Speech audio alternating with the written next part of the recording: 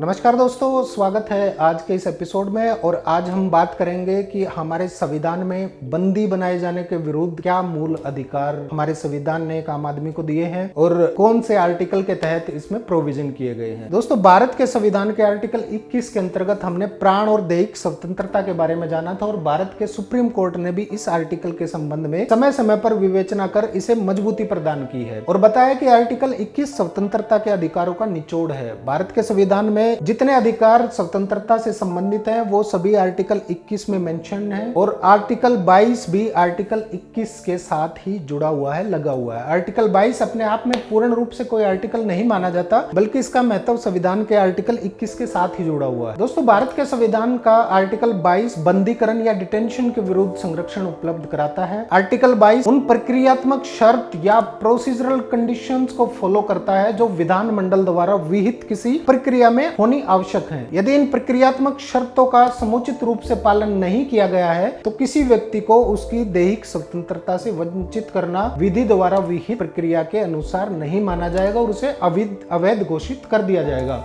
Because law and procedure must be reasonable, fair, in accordance with the principle of natural justice। इस article के अनुसार निवारक निरोध विधि या प्रिवेंटिव डिटेंशन मेथड को दो शर्तें पूरी करनी होती हैं। पहली शर्त है आर्टिकल 22/5 का अनुपालन और दूसरा भाग 2 का अनुपालन और इसके साथ ही आर्टिकल 21 के अधीन प्रक्रिया का युक्त और उचित होना सुनिश्चित हो।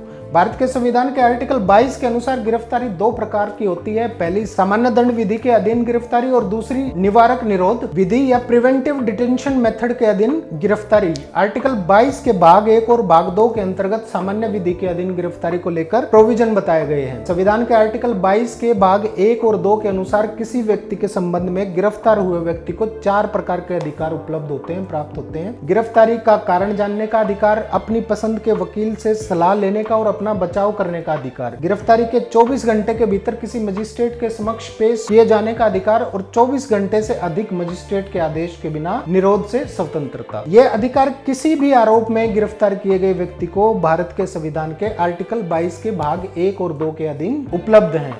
यदि किसी व्यक्ति जिसे किसी अपराध के आरोप में गिरफ्तार किया गया है, भारत के संविधान के आर्टिकल 22 में इन अधिकारों को उस व्यक्ति को उपलब्ध नहीं किया जाता है तो ऐसी परिस्थिति में गिरफ्तारी अवैध हो जाती है और उस व्यक्ति का बंदीकरण भी अवैध माना जाता है। और इस प्रकार के अवैध बंदीकरण के बारे में रिट याचिका के माध्यम से न्यायालय को अवगत कराने का अधिकार उस व्यक्ति को उपलब्ध है, लेकिन किसी विदेशी शत्रु को यह अधिकार प्राप्त नहीं है।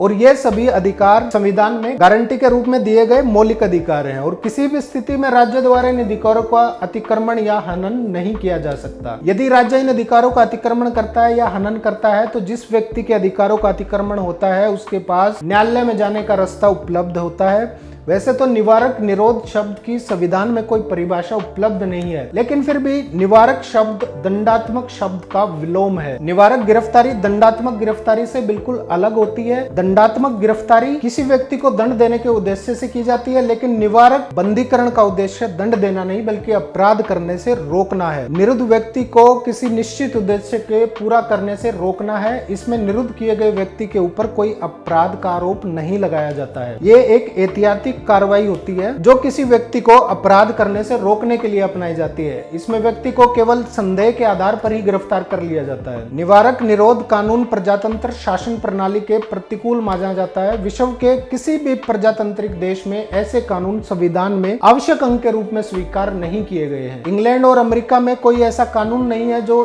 शांति काल में निवारक निरोध को उपलब्ध कराता हो। अमेरिका में आपातकाल में फेडरल सिक्योरिटी एक्ट 1950 के अधीन निवारक निरोध का उपबंध किया गया है। इंग्लैंड में प्रथम महायुद्ध के दौरान defence of real arms act 1934 और दूसरे विश्व युद्ध के समय इमरजेंसी पावर डिफेंस एक्ट 1930 अधिनियम पारित किया गया था जो निवारक निरोध का उपबंध करता था। बाद के मामलों में वहां पर भी इस अधिनियम को वैलिड घोषित करते हुए हाउस ऑफ लॉर्ड्स ने कहा था कि प्रजा की स्वतंत्रता कितनी ही मूल्यवान क्यों ना हो, लेकिन कुछ चीजें ऐसी हैं जिनके लिए कुछ सीमा तक कानून बनाकर प्रजा की आजादी का बलिदान दिया जा सकता है, जैसे कि देश की सुरक्षा या राष्ट्रीय सुरक्षा जैसे मुद्दों में।